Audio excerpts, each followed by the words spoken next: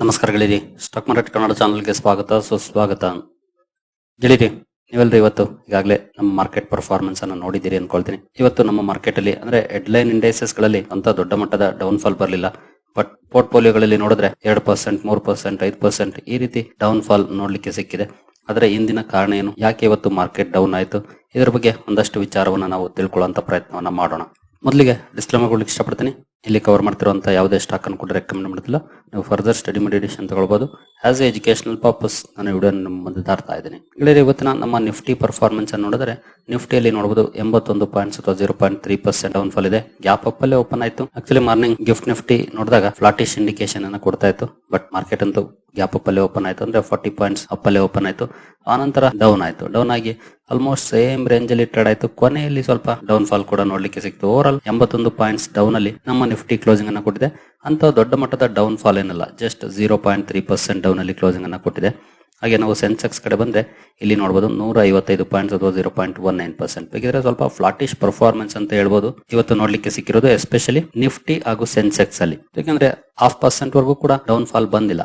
But broad market indices ಗಳು ಯಾವ ರೀತಿ ಪರ್ಫಾರ್ಮ್ ಮಾಡಿದ್ವು ಅಂತ ನೋಡಿದ್ರೆ ಸ್ವಲ್ಪ ಇಲ್ಲೇ ಶಾಕಿಂಗ್ ಪರ್ಫಾರ್ಮೆನ್ಸ್ ಅಂತಾನೆ ಹೇಳ್ಬೋದು. ಯಾಕೆಂದ್ರೆ ನೋಡಬಹುದು ನಿಫ್ಟಿ ನೆಕ್ಸ್ಟ್ 50 ನಲ್ಲಿ ನಿಯರ್ಲಿ 2.5% ಡೌನ್ ಫಾಲ್ ಇದೆ. ಹಾಗೆ ನಿಫ್ಟಿ 100 ಅಲ್ಲಿ 0.69% ಡೌನ್ ಇದೆ. ನಿಫ್ಟಿ 200 0.95% ಡೌನ್ ಇದೆ. ನಿಫ್ಟಿ 500 1% ಡೌನ್ ಇದೆ. ಅಂದ್ರೆ ನಿಫ್ಟಿ 50 ಇಂದ ನಿಫ್ಟಿ 500 ವರೆಗೂ ಎಸ್ಪೆಷಲಿ ನಿಫ್ಟಿಯಲ್ಲಿ ದೊಡ್ಡ ಮಟ್ಟದ ಡೌನ್ ಫಾಲ್ ಬರಲಿಲ್ಲ. ಬಟ್ ಆನಂತರ ನೆಕ್ಸ್ಟ್ 50 ಹಾಗೂ ನಿಫ್ಟಿ 100, 200, 500 ವರೆಗೂ ನೋಡಿದ್ರೆ ಡಿಸೆಂಟ್ ಡೌನ್ ಫಾಲ್ ಇವತ್ತು ಮತ್ತೆ ನೋಡ್ಲಿಕ್ಕೆ ಸಿಕ್ಕಿದೆ ಅಂತಾನೆ ಹೇಳ್ಬೋದು. ಇನ್ನು ಮಿಡ್ ಕ್ಯಾಪ್ ಪರ್ಫಾರ್ಮೆನ್ಸ್ ನೋಡಿದ್ರೆ ಮಿಡ್ ಕ್ಯಾಪ್ 50 ನಲ್ಲಿ ನೋಡಬಹುದು 2.12% ಡೌನ್ ಫಾಲ್ ಇದೆ. ಮಿಡ್ ಕ್ಯಾಪ್ 100 ಅಲ್ಲಿ 2.27% ಡೌನ್ ಫಾಲ್ ಇದೆ. ಮಿಡ್ ಕ್ಯಾಪ್ 150 ನಲ್ಲಿ 2.01% ಡೌನ್ ಫಾಲ್ ಇದೆ. ಅಂದ್ರೆ ಮಿಡ್ ಕ್ಯಾಪ್ ಅಲ್ಲಿ ಅಬೌವ್ 2% ಡೌನ್ ಫಾಲ್ ನೋಡ್ಲಿಕ್ಕೆ ಸಿಕ್ಕಿದೆ. ಇನ್ನು ಸ್ಮಾಲ್ ಕ್ಯಾಪ್ ಕಡೆ ಬಂದ್ರೆ ಸ್ಮಾಲ್ ಕ್ಯಾಪ್ 100 ಅಲ್ಲಿ ನೋಡಬಹುದು 2.5% ಡೌನ್ ಫಾಲ್ ಇದೆ. ಏನು ಸ್ಮಾಲ್ ಕ್ಯಾಪ್ 50 2.84% ಡೌನ್ ಇದೆ. ಸ್ಮಾಲ್ ಕ್ಯಾಪ್ 250 2.23% ಡೌನ್ ಇದೆ. ಇಲ್ಲೂ ಕೂಡ 2.5% ಅಥವಾ ಅದಕ್ಕಿಂತ ಮೇಲೆ ಡೌನ್ ಫಾಲ್ ನೋಡ್ಲಿಕ್ಕೆ ಸಿಕ್ಕಿದೆ. ಬಿಗ್ ನೆಗೆಟಿವ್ ಇಂಪ್ಯಾಕ್ಟ್ ಅಂದ್ರೆ ಅದು ಸ್ಮಾಲ್ ಕ್ಯಾಪ್ ಅಲ್ಲಿ ನೋಡ್ಲಿಕ್ಕೆ ಸಿಕ್ತು. ಮಿಡ್ ಕ್ಯಾಪ್ ಅಲ್ಲೂ ಕೂಡ ಮೋರ್ ದನ್ 2% ಡೌನ್ ಪರ್ಫಾರ್ಮೆನ್ಸ್ ಬಂದಿದೆ. ಇನ್ನು ಮೈಕ್ರೋ ಕ್ಯಾಪ್ ಪರ್ಫಾರ್ಮೆನ್ಸ್ ನೋಡಿದ್ರೆ ಇಲ್ಲೂ ಕೂಡ ನೋಡಬಹುದು 2.62% ಡೌನ್ ಫಾಲ್ ಮೈಕ್ರೋ ಕ್ಯಾಪ್ ಅಲ್ಲಿ ನೋಡ್ಲಿಕ್ಕೆ ಸಿಕ್ಕಿದೆ. ಯಾರು ಮಿಡ್ ಕ್ಯಾಪ್ ಹಾಗೂ ಸ್ಮಾಲ್ ಕ್ಯಾಪ್ ಅಲ್ಲಿ ಹೆಚ್ಚು ಇನ್ವೆಸ್ಟ್ಮೆಂಟ್ ಅನ್ನ ಮಾಡಿರ್ತಾರೋ ಅಂತವರ ಪೋರ್ಟ್ಫೋಲಿಯೋ ಇವತ್ತು 2, 3, 4, 5% ಅಥವಾ ಅದಕ್ಕಿಂತ ಜಾಸ್ತಿ ಕೂಡ ಡೌನ್ ಆಗಿರುವಂತಹ ಚಾನ್ಸಸ್ ಇದೆ. ನನ್ನ ಪೋರ್ಟ್ಫೋಲಿಯೋ ಕೂಡ ನಿಯರ್ಲಿ 2.5% ಡೌನ್ ಅಲ್ಲಿ ಕ್ಲೋಸಿಂಗ್ ಅನ್ನ ಕೊಟ್ಟಿದೆ ಇವತ್ತು. ಇನ್ ಕೇಸ್ ಜಾಸ್ತಿ ನಿಫ್ಟಿ 50 ಷೇರುಗಳಲ್ಲಿ ಇನ್ವೆಸ್ಟ್ ಮಾಡಿದ್ರೆ ಖಂಡಿತ ಅಂತ ದೊಡ್ಡ ಮಟ್ಟದ ಡೌನ್ ಫಾಲ್ ಏನು ಇವತ್ತು ಬಂದಿಲ್ಲ ಅವರ ಪೋರ್ಟ್ಫೋಲಿಯೋಗಳಲ್ಲಿ. ಬಟ್ ನಿಫ್ಟಿ ನೆಕ್ಸ್ಟ್ 50 ನಲ್ಲಿ ಇನ್ವೆಸ್ಟ್ ಮಾಡಿದ್ರೆ ಅಲ್ಲಂತೂ ಜಾಸ್ತಿನೇ ಡೌನ್ ಫಾಲ್ ಇದೆ. ಅಂದ್ರೆ ನಿಫ್ಟಿ ನೆಕ್ಸ್ಟ್ 50 ಅಲ್ಲಿರುವಂತಹ ಷೇರುಗಳಲ್ಲಿ ಇನ್ವೆಸ್ಟ್ ಮಾಡಿದ್ರೆ ಮೇಜರ್ ಕಾರಣ ಅಂದ್ರೆ ಪೋರ್ಟ್ಫೋಲಿಯೋ ಕ್ರಾಶ್ ಆಗ್ಲಿಕ್ಕೆ ಮಿಡ್ ಕ್ಯಾಪ್ ಹಾಗೂ ಸ್ಮಾಲ್ ಕ್ಯಾಪ್ ಅಲ್ಲಿ ಮೋರ್ ದನ್ 2% ಡೌನ್ ಫಾಲ್ ಬಂದಿರೋದೇ ಆಗಿದೆ. ಇನ್ನು ಸೆಕ್ಟೋರಲ್ ಇಂಡೈಸಸ್ ಗಳ ಪರ್ಫಾರ್ಮೆನ್ಸ್ ನೋಡಿದ್ರೆ ನಿಫ್ಟಿ ಬ್ಯಾಂಕ್ ಅಲ್ಲಿ ಮೋರ್ ದನ್ 1% ಡೌನ್ ಫಾಲ್ ಇದೆ. ಫೈನಾನ್ಷಿಯಲ್ ಸರ್ವಿಸಸ್ ಕೂಡ ನೋಡಬಹುದು 0.75% ಡೌನ್ ಅಲ್ಲಿ ಕ್ಲೋಸಿಂಗ್ ಅನ್ನ ಕೊಟ್ಟಿದೆ. ಆಟೋ ಚೆನ್ನಾಗಿ ಪರ್ಫಾರ್ಮ್ ಮಾಡಿದೆ. ಅಂದ್ರೆ ಬೇರೆಲ್ಲ ಇಂಡೈಸಸ್ ಗಳು ನೆಗೆಟಿವ್ ಪರ್ಫಾರ್ಮೆನ್ಸ್ ಅನ್ನ ಕೊಟ್ಟಂತ ಸಂದರ್ಭದಲ್ಲಿ ಆಟೋ ಸ್ವಲ್ಪ ಮಟ್ಟಿಗೆ ಪಾಸಿಟಿವ್ ಅಲ್ಲಿ ಕ್ಲೋಸಿಂಗ್ ಅನ್ನ ಕೊಟ್ಟಿದೆ. ಹಾಗಾಗಿ ಚೆನ್ನಾಗಿ ಪರ್ಫಾರ್ಮ್ ಮಾಡಿದೆ ಅಂತಾನೆ ಹೇಳ್ಬೋದು ಅದನ್ನ. ಇನ್ನು FMCG ಕಡೆ ಬಂದ್ರೆ ಫ್ಲಾಟಿಶ್ ಪರ್ಫಾರ್ಮೆನ್ಸ್ ಇದೆ. ಅಲ್ಲಿ ಒಂದು ದೊಡ್ಡ ಮಟ್ಟದ ಡೌನ್ ಫಾಲ್ ಇಲ್ಲ. IT ಸ್ವಲ್ಪ ಮಟ್ಟಿಗೆ ಡೌನ್ ಆಗಿದೆ, 0.34% ಡೌನ್ ಇದೆ. ಮೀಡಿಯಾ 1.5% ಡೌನ್ ಆಗಿದೆ. ಮೆಟಲ್ ನಿಯರ್ಲಿ 1% ಡೌನ್ ಆಗಿದೆ. ಫಾರ್ಮಾದಲ್ಲಿ ಮೋರ್ ದನ್ 1% ಡೌನ್ ಫಾಲ್ ಇದೆ. PSU ಬ್ಯಾಂಕ್ ಗಳಲ್ಲಿ ನೋಡಬಹುದು ನಿಯರ್ಲಿ 5% ಡೌನ್ ಫಾಲ್ ನೋಡ್ಲಿಕ್ಕೆ ಸಿಕ್ಕಿದೆ. ಭರ್ಜರಿ ಸೆಲ್ ಆಫ್ PSU ಬ್ಯಾಂಕ್ ಗಳಲ್ಲಿ ನೋಡ್ಲಿಕ್ಕೆ ಸಿಕ್ಕಿದೆ. ಇನ್ನು ಪ್ರೈವೇಟ್ ಬ್ಯಾಂಕ್ಸ್ ವಿಚಾರಕ್ಕೆ ಬಂದ್ರೆ ಇಲ್ಲೂ ಕೂಡ ನೋಡಬಹುದು 0.66% ಡೌನ್ ಫಾಲ್ ಇದೆ. ಇನ್ನು ರಿಯಾಲ್ಟಿ 3.5% ಡೌನ್ ಆಗಿದೆ. ಹೆಲ್ತ್ ಕೇರ್ 0.5% ಅಥವಾ ಅದಕ್ಕಿಂತ ಜಾಸ್ತಿ ಡೌನ್ ಆಗಿದೆ. ಕನ್ಸ್ಯೂಮರ್ ಡ್ಯೂರಬಲ್ಸ್ 1.68% ಡೌನ್ ಆಗಿದೆ. ಆಯಿಲ್ ಅಂಡ್ ಗ್ಯಾಸ್ 1.79% ಡೌನ್ ಆಗಿದೆ. ಅಂದ್ರೆ ಎಕ್ಸೆಪ್ಟ್ ಆಟೋ ಇನ್ ಎಲ್ಲ ಕಡೆ ಡೌನ್ ಪರ್ಫಾರ್ಮೆನ್ಸ್ ನೋಡ್ಲಿಕ್ಕೆ ಸಿಕ್ತು. ಇದ್ರಲ್ಲಿ FMCG ಫ್ಲಾಟಿಶ್ ಆಗಿ ಕ್ಲೋಸಿಂಗ್ ಅನ್ನ ಕೊಟ್ಟಿದೆ. ಇನ್ನೆಲ್ಲ ಸೆಕ್ಟರ್ಸ್ ಕೂಡ ಡೌನ್ ಫಾಲ್ ಅಲ್ಲೇ ಇವತ್ತು ಪರ್ಫಾರ್ಮ್ ಮಾಡಿದಾವೆ. ಹಾಗಾದ್ರೆ ಈ ರೀತಿ ಡೌನ್ ಫಾಲ್ ನಮ್ಮ ಮಾರ್ಕೆಟ್ ಅಲ್ಲಿ ನೋಡ್ಲಿಕ್ಕೆ ಸಿಗೋದಕ್ಕೆ ಏನಾದ್ರೂ ಸ್ಪೆಷಲ್ ಕಾರಣ ಇದೆಯಾ? ಆ ವಿಚಾರಕ್ಕೆ ನಾವು ಬರೋದ್ರೆ ಕಾರಣಗಳಂತೂ ಒಂದಲ್ಲ ಒಂದು ಇದ್ದೇ ಇದಾವೆ. ನಿಮ್ಗೆ ಗೊತ್ತಿದೆ, ಇತ್ತೀಚಿನ ದಿನಗಳಲ್ಲಿ ಒಂದಲ್ಲ ಒಂದು ಸುದ್ದಿ ಮಾಡ್ತಾನೆ ಇದೆ ದೊಡ್ಡ ಮಟ್ಟದಲ್ಲಿ. ಹಾಗಾಗಿ ಇಂಪ್ಯಾಕ್ಟ್ ಅನ್ನ ಮಾಡುವಂತವೇ ಆಗಿರ್ತವೆ. ಬಟ್ ಅದಕ್ಕಿಂತ ಮುಂಚೆ ನಾವು ಗ್ಲೋಬಲ್ ಮಾರ್ಕೆಟ್ಸ್ ಯಾವ ರೀತಿ ಪರ್ಫಾರ್ಮ್ ಮಾಡ್ತಾ ಇದೆ ಇವತ್ತು ಅಂತ ನೋಡಿದ್ರೆ ಗ್ಲೋಬಲ್ ಮಾರ್ಕೆಟ್ಸ್ ಅಲ್ಲಿ ನೋಡಬಹುದು ಮೆಜಾರಿಟಿ ಮಾರ್ಕೆಟ್ಸ್ ರೆಡ್ ಅಲ್ಲೇ ಕಾಣ್ತಾ ಇದಾವೆ. ನೋಡಬಹುದು ಕೆಲವು ಮಾರ್ಕೆಟ್ಸ್ ಮಾತ್ರ ಪಾಸಿಟಿವ್ ಅಲ್ಲಿ ಇದಾವೆ. ಹಾಗೆ ನಮ್ಮ ಏಷ್ಯನ್ ಮಾರ್ಕೆಟ್ಸ್ ಕಡೆ ಬಂದು ಪಾಸಿಟಿವ್ ಟ್ರೆಂಡ್ ಇದೆ. ಬಟ್ ಯುರೋಪಿಯನ್ ಮಾರ್ಕೆಟ್ಸ್ ನೆಗೆಟಿವ್ ಅಲ್ಲೇ ಟ್ರೇಡ್ ಆಗ್ತಾ ಇದೆ. ಅದನ್ನ ನೀವು ಇಲ್ಲಿ ಅಬ್ಸರ್ವ್ ಮಾಡಬಹುದು. ಎಸ್ಪೆಷಲಿ ಟ್ರೇಡ್ ಜಿಟ್ಟರ್ಸ್ ಇನ್ನು ಕಂಟಿನ್ಯೂ ಆಗ್ತಾ ಇದೆ. ಹಾಗಾಗಿ ಅದೊಂದಷ್ಟು ನೆಗೆಟಿವ್ ಇಂಪ್ಯಾಕ್ಟ್ ಅನ್ನು ಇವತ್ತು ಕ್ರಿಯೇಟ್ ಮಾಡಿದೆ. ಗ್ಲೋಬಲ್ ಕ್ಯೂಸ್ ಏನು ಇವತ್ತು ಪಾಸಿಟಿವ್ ಇಲ್ಲ ಎಕ್ಸೆಪ್ಟ್ ಏಷ್ಯನ್ ಮಾರ್ಕೆಟ್ಸ್. ಬಟ್ ನಮ್ಮ ಮಾರ್ಕೆಟ್ ಏಷ್ಯಾದಲ್ಲೇ ಬಂದರೂ ಕೂಡ ನಮಗೆ ನಮ್ಮದೇ ಆದಂತ ಕೆಲವೊಂದು ಸಮಸ್ಯೆಗಳು ಕಾಣ್ತಾ ಇದೆ. ಹಾಗಾಗಿ ಸ್ವಲ್ಪ ಪ್ರೆಷರ್ ನೋಡ್ಲಿಕ್ಕೆ ಸಿಗ್ತಾ ಇದೆ ಅಂತಾನೆ ಹೇಳ್ಬೋದು.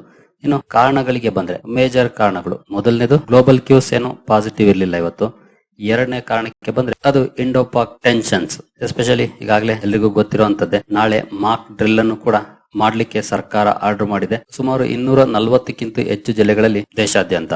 ಇದು ಕೂಡ ಒಂದಷ್ಟು ಪ್ರೆಷರ್ ಅನ್ನ ಮಾರ್ಕೆಟ್ ಮೇಲೆ ಉಂಟು ಮಾಡ್ತಾ ಇದೆ. ಯಾಕೆಂದ್ರೆ ಮಾರ್ಕೆಟ್ ಯಾವತ್ತು ಅನ್ಸರ್ಟೈನಿಟಿಯನ್ನ ಇಷ್ಟಪಡೋದಿಲ್ಲ. ಕ್ಲಾರಿಟಿ ಇರಬೇಕು ಮಾರ್ಕೆಟ್ ಮೂವ್ ಆಗ್ಬೇಕು ಅಂತಂದ್ರೆ. ಯಾವಾಗ ಏನಾಗುತ್ತೋ, ಅಟ್ಯಾಕ್ ಮಾಡುತ್ತಾ ಭಾರತ, ಯುದ್ಧ ಆಗುತ್ತಾ, ಸಂಪೂರ್ಣ ಯುದ್ಧ ಆಗುತ್ತಾ, ಅಥವಾ ಅಟ್ಯಾಕ್ ಮಾಡಿ ಸೈಲೆಂಟ್ ಆಗುತ್ತಾ, ಈ ರೀತಿಯ ಸಾಕಷ್ಟು ಎಕ್ಸ್ಪೆಕ್ಟೇಷನ್ಸ್ ಮಾರ್ಕೆಟ್ ಮುಂದಿದ್ದಾವೆ. ಜೊತೆಗೆ ಸರ್ಕಾರ ಕೂಡ ಈ ರೀತಿಯ ಅನೌನ್ಸ್ಮೆಂಟ್ ಗಳನ್ನ ಮಾಡೋ ಮೂಲಕ ಸನ್ನದ್ಧವಾಗ್ತಿದೆ ಅನ್ನುವಂತ ಇಂಡಿಕೇಶನ್ ನ ಕೊಡ್ತಾ ಇದೆ. ಅಟ್ಯಾಕ್ ಮಾಡ್ತಾರೋ ಬಿಡ್ತಾರೋ ಅಥವಾ ಯಾವಾಗ ಮಾಡ್ತಾರೆ ಅದೆಲ್ಲ ಗೊತ್ತಿಲ್ಲ, ಬಟ್ ಎಲ್ಲದಕ್ಕೂ ರೆಡಿ ಆಗ್ತಾ ಇದೆ. ಹಾಗಾಗಿ ಇದು ಕೂಡ ಒಂದಷ್ಟು ನೆಗೆಟಿವ್ ಇಂಪ್ಯಾಕ್ಟ್ ಅನ್ನ ಮಾಡ್ತಾ ಇದೆ ಮಾರ್ಕೆಟ್ ನ ಮೇಲೆ. ಅದು ಕೂಡ ಒಂದಷ್ಟು ಇಂಪ್ಯಾಕ್ಟ್ ಅನ್ನ ಇವತ್ತು ಮಾಡಿರುತ್ತೆ ಪರ್ಫಾರ್ಮೆನ್ಸ್ ಮೇಲೆ. ಇನ್ನು ಮೂರನೇ ಕಾರಣಕ್ಕೆ ನಾವು ಬರೋದಾದ್ರೆ US ಫೆಡ್ ಇವತ್ತಿಂದ ಮೀಟಿಂಗ್ ಶುರುವಾಗ್ತಾ ಇದೆ. ನಾಳೆ ಅದರ ಔಟ್ಕಮ್ ಬರುತ್ತೆ. ಏನೆಲ್ಲ ಡಿಸ್ಕಷನ್ಸ್ ಆಗಬಹುದು, ಔಟ್ಕಮ್ ಯಾವ ರೀತಿ ಬರುತ್ತೆ ಅನ್ನುವಂತ ಸಂದರ್ಭದಲ್ಲಿ ಟ್ರೇಡರ್ಸ್ ಕಾಶಿಯಸ್ ಆಗಿರ್ತಾರೆ. ಇನ್ ಕೇಸ್ ಅನ್ಎಕ್ಸ್ಪೆಕ್ಟೆಡ್ ಆಗಿ ಏನಾದ್ರು ಡಿಸಿಷನ್ ಬಂದ್ರೆ ಅಥವಾ ಕಮೆಂಟ್ರಿ ಬಂದ್ರೆ ಇಮಿಡಿಯೇಟ್ಲಿ ಮಾರ್ಕೆಟ್ ರಿಯಾಕ್ಟ್ ಮಾಡುತ್ತೆ ಅಂತ ಸಾಧ್ಯವಾದಷ್ಟು ಇಂತಹ ಸಂದರ್ಭದಲ್ಲಿ ಪೊಸಿಷನ್ಸ್ ಅನ್ನ ಸ್ಕ್ವೇರ್ ಆಫ್ ಮಾಡ್ಲಿಕ್ಕೆ ಪ್ರಿಫರ್ ಮಾಡ್ತಾರೆ. ಬಹುಶಃ ಅದು ಕೂಡ ಒಂದಷ್ಟು ಇಂಪ್ಯಾಕ್ಟ್ ಅನ್ನ ಇವತ್ತು ಮಾಡಿರುವಂತಹ ಚಾನ್ಸಸ್ ಇದೆ. ಜೊತೆಗೆ ನೋಡಬಹುದು 10 ಇಯರ್ ಟ್ರೆಜರಿ ಈಲ್ಡ್ ಕೂಡ ರೈಸ್ ಆಗ್ತಾ ಇದೆ. ಇನ್ವೆಸ್ಟರ್ಸ್ ಗಳ ಗಮನ ಫೆಡ್ ಮೀಟಿಂಗ್ ಕಡೆ ಹೋಗ್ತಾ ಇರೋದ್ರಿಂದ ನೋಡೋಣ ನಾಳೆ ಸಾಯಂಕಾಲ ಔಟ್ಕಮ್ ಬರುತ್ತೆ ಅಂದ್ರೆ ನಾಳೆ ರಾತ್ರಿ ಔಟ್ಕಮ್ ಬರುತ್ತೆ. ನಮ್ಮ ಮಾರ್ಕೆಟ್ ಅಲ್ಲಿ ನಾಡಿದ್ದು ರಿಯಾಕ್ಷನ್ ನೋಡ್ಲಿಕ್ಕೆ ಸಿಗುತ್ತೆ. ರೇಟ್ ಕಟ್ ಮಾಡುವಂತ ಚಾನ್ಸಸ್ ಅಂತೂ ತುಂಬಾನೇ ಕಡಿಮೆ. ಡೊನಾಲ್ಡ್ ಟ್ರಂಪ್ ಅವರು ರೇಟ್ ಕಟ್ ಮಾಡ್ಲಿಕ್ಕೆ ಪ್ರೆಷರ್ ಆಗ್ತಿದ್ದಾರೆ. ಬಟ್ ಫೆಡರಲ್ ರಿಸರ್ವ್ ಆ ಪ್ರೆಷರ್ಗೆ ರೇಟ್ ಕಟ್ ಡಿಸಿಷನ್ ತಗೊಳ್ಳಲ್ಲ ಅನ್ನೋದು ಎಲ್ಲರ ಅನಿಸಿಕೆ. ಹಾಗಾಗಿ ರೇಟ್ ಕಟ್ ನ ಚಾನ್ಸಸ್ ಅಂತೂ ಇಲ್ಲ. ಆದ್ರೆ ಕಮೆಂಟ್ರಿ ಏನ್ ಬರುತ್ತೆ ಅದು ಮ್ಯಾಟರ್ ಆಗುತ್ತೆ ಮಾರ್ಕೆಟ್ಗೆ. ಹಾಗಾಗಿ ಈಗ ಎಲ್ಲರ ಗಮನ ಆ ಕಡೆ ಹೋಗ್ತಾ ಇದೆ. ಫೆಡ್ ಕಮೆಂಟ್ರಿ ಏನಿರುತ್ತೆ ಅಂತ. ಹಾಗಾಗಿ ಮಾರ್ಕೆಟ್ ಆಬ್ವಿಯಸ್ಲಿ ಇಂಥ ಸಂದರ್ಭದಲ್ಲಿ ಸ್ವಲ್ಪ ಕಾಶಿಯಸ್ ಆಗಿ ಮೂವ್ ಆಗುತ್ತೆ. ಬಟ್ ಇವತ್ತು ನಮ್ಮಲ್ಲಿ ಕಾಶಿಯಸ್ ಅನ್ನೋದಕ್ಕಿಂತ ಪಾನಿಕ್ ಸೆಲ್ಲಿಂಗ್ ಕಂಡು ಬಂದಿದೆ ಅಂತ ಹೇಳ್ಬೋದು, ಎಸ್ಪೆಷಲಿ ಸ್ಮಾಲ್ ಕ್ಯಾಪ್ ಹಾಗೂ ಮಿಡ್ ಕ್ಯಾಪ್ ಶೇರುಗಳಲ್ಲಿ. ಅದನ್ನ ಹೊರತುಪಡಿಸಿದ್ರೆ ಇವತ್ತು ಫಾರ್ಮಾ ಶೇರುಗಳಲ್ಲಿ ಡೌನ್ ಫಾಲ್ ನೋಡ್ಲಿಕ್ಕೆ ಸಿಕ್ತು. ಅದಕ್ಕೆ ಕಾರಣ ಕೂಡ ನೋಡಬಹುದು. Trump science executive order on pharmaceutical manufacturing. Pharmaceutical manufacturing ಗೆ ಸಂಬಂಧಪಟ್ಟಂತೆ ಎಕ್ಸಿಕ್ಯೂಟಿವ್ ಆರ್ಡರ್ ಗೆ ಸೈನ್ ಮಾಡಿದ್ದಾರೆ. ಅಂದ್ರೆ US ಅಲ್ಲಿ ಮ್ಯಾನುಫ್ಯಾಕ್ಚರಿಂಗ್ ಪುಷ್ ಮಾಡ್ಲಿಕ್ಕೆ. ಇದು ನಮ್ಮ ಇಂಡಿಯನ್ ಎಕ್ಸ್ಪೋರ್ಟರ್ಸ್ ನ ಮೇಲೆ ಇವತ್ತು ಒಂದಷ್ಟು ನೆಗೆಟಿವ್ ಇಂಪ್ಯಾಕ್ಟ್ ಅನ್ನ ಕ್ರಿಯೇಟ್ ಮಾಡಿದೆ. ಹಾಗಾಗಿ ಫಾರ್ಮಾ ಇಂಡಸ್ಟ್ರಿ ಸ್ವಲ್ಪ ಇವತ್ತು ಸ್ಟ್ರಗಲ್ ಮಾಡಿದೆ. ಇನ್ನು PSU ಬ್ಯಾಂಕ್ ಗಳಲ್ಲಿ ಇವತ್ತು ನಿಯರ್ಲಿ 5% ವರೆಗೂ ಡೌನ್ ಫಾಲ್ ನೋಡ್ಲಿಕ್ಕೆ ಕಾಣ್ತು. ಅದಕ್ಕೆ ಕಾರಣ ಏನಾದ್ರು ಇದೆಯಾ ಅಂತ ನೋಡಿದ್ರೆ ಇವತ್ತು PSU ಬ್ಯಾಂಕ್ ಗಳಿಗೆ ಸಂಬಂಧಪಟ್ಟಂತೆ ಒಂದು ಸುದ್ದಿ ಬಂದಿದೆ ನೋಡಬಹುದು. Government May begin offloading minor stakes in 5 PSU banks via OFS in FY27. Strategic sale deferred for now. ಬಹುಶಃ ಈ ಸುದ್ದಿ ಒಂದಷ್ಟು ನೆಗೆಟಿವ್ ಇಂಪ್ಯಾಕ್ಟ್ ಅನ್ನ ಮಾಡಿರುವಂತ ಚಾನ್ಸಸ್ ಇದೆ.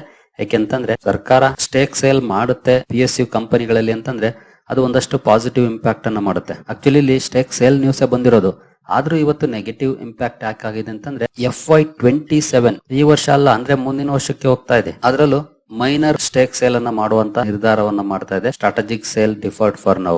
ದೊಡ್ಡ ಮಟ್ಟದ ಸ್ಟೇಕ್ ಸೇಲ್ ಅನ್ನ ಮಾಡ್ತಾ ಇಲ್ಲ. ಯಾವ ಬ್ಯಾಂಕ್ ಗಳಲ್ಲಿ ಅಂತ ನೋಡಿದ್ರೆ bank of Maharashtra, IOB, UCO bank, central bank of India, Punjab and Sind bank. Next fiscal ಅಲ್ಲಿ ಇಲ್ಲಿ ಮೈನರ್ ಸ್ಟೇಕ್ ಸೇಲ್ ಮಾಡಬಹುದು OFS ಅನ್ನುವಂತ ಸುದ್ದಿ ಬಂದಿದೆ. ಬಹುಶಃ ಇದು ಈ ಬ್ಯಾಂಕ್ ಷೇರುಗಳಲ್ಲಿ ಒಂದಷ್ಟು ನೆಗೆಟಿವ್ ಇಂಪ್ಯಾಕ್ಟ್ ಅನ್ನ ಕ್ರಿಯೇಟ್ ಮಾಡಿರುವಂತ ಚಾನ್ಸಸ್ ಇದೆ. ಯಾಕೆಂತಂದ್ರೆ ಎಲ್ಲರೂ ಕೂಡ ಈ ವರ್ಷದಲ್ಲಿ ಸೇಲ್ ಮಾಡಬಹುದು ಅನ್ನುವಂತ ಎಕ್ಸ್ಪೆಕ್ಟೇಷನ್ ಇಟ್ಕೊಂಡಿದ್ರು. ಹಿಂದೆ ದೀಪಂ ಕೂಡ ಅದೇ ರೀತಿಯಲ್ಲಿ ಹೇಳಿತ್ತು. ಬಟ್ ಈಗ ಅದು ಲೇಟ್ ಆಗ್ತಿದೆ ಅನ್ನೋ ಕಾರಣಕ್ಕೆ ಬಹುಶಃ ಡಿಸಪಾಯಿಂಟ್ಮೆಂಟ್ ಕಂಡು ಬಂದಿರಬಹುದು.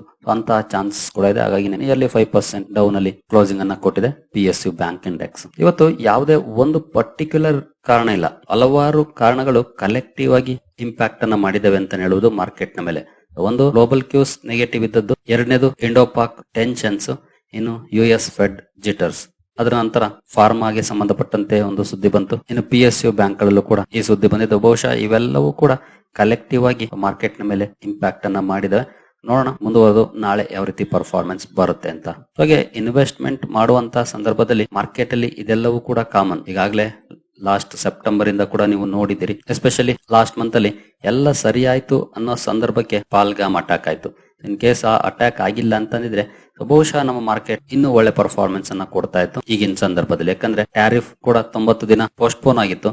ಹಾಗಾಗಿ ಪಾಸಿಟಿವ್ ಮೊಮೆಂಟಮ್ಗೆ ತಿರುಗುವ ಸಂದರ್ಭಕ್ಕೆ ಆ ಸುದ್ದಿ ಬಂತು. ಅದೀಗ ಅನ್ಸರ್ಟನಿಟಿ ಕ್ರಿಯೇಟ್ ಮಾಡ್ತಾ ಇದೆ. ನೋಡೋಣ, ಎಲ್ಲದಕ್ಕೂ ಒಂದು ಅಂತ್ಯ ಇದ್ದೇ ಇರುತ್ತೆ. ಆಗ ಮಾರ್ಕೆಟ್ ಅಲ್ಲಿ ಒಳ್ಳೆ ಪರ್ಫಾರ್ಮೆನ್ಸ್ ಬಂದೇ ಬರುತ್ತೆ. ಅಲ್ಲಿವರೆಗೂ ವೆಯ್ಟ್ ಮಾಡುವಂತ ತಾಳ್ಮೆ ನಮ್ಮಲ್ಲಿ ಇರಬೇಕು ಅಷ್ಟೇ. ಸರಿ ಗೆಳೆಯರಿ, ಈ ವಿಡಿಯೋ ನಿಮ್ಗೆ ಇಷ್ಟ ಆಗಿದೆ ಅನ್ಕೊಳ್ತೀನಿ. ಮುಂದಿನ ವಿಡಿಯೋದಲ್ಲಿ ಸಿಗೋಣ. ಅಲ್ಲಿವರೆಗೂ ಜೈ ಹಿಂದ್, ಜೈ ಕರ್ನಾಟಕ.